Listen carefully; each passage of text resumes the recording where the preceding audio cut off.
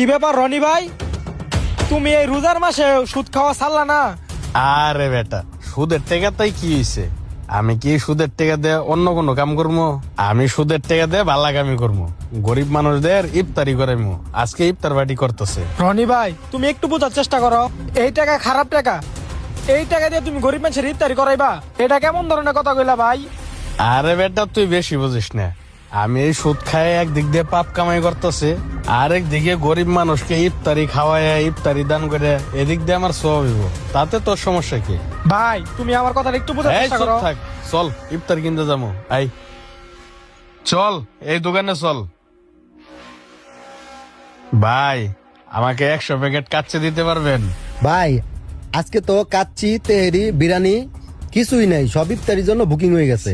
আরে ভাই, কি বলতেছেন বুকিং হয়ে গেছে? মানে এতগুলা জিনিস সব বুকিং হয়ে গেছে? ভাই, আপনি টাকা নিয়ে কোনো টেনশন করেন না, আপনাকে লাগলে ডবল টাকা দিব। তাও আমাকে 100 প্যাকেট কাচ্চি দেন।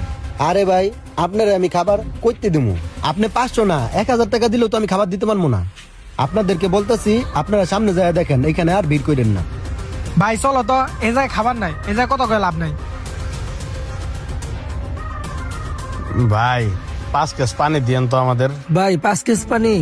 ও, পানি তো সব বুকিং হয়ে গেছে গা, তো আজকে আর পানি হবে না ভাই। আরে ভাই, কি কথা বলতেছেন? টাকা দিমু, সমস্যা কি? আরে ভাই, টাকা দিয়ে সবকিছু হয় না, মাল বুকিং হয়ে গেছে গা, আমি আপনাকে দিব কোত্থেকে?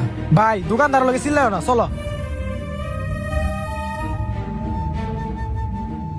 ভাই, আমাকে 5000 টাকার ইফতারি দেন তো। ভাই সব ইফতারি বুকিং হয়ে গেছে, ইফতারি বেচা যাবে না। আরে ভাই, আপনি কেন বিক্রি করবেন না? আমি টাকা দিব না, ফাজলামি করেন। ভাই ভাই ভাই ভাই বোঝার চেষ্টা করেন, সব বিক্রি হয়ে গেছে, এখন আর ইফতারি বেচবো না। সব মাল আপনি সামনে থেকে কইতাছেন বেচা হয়ে গেছে, মাল দেন।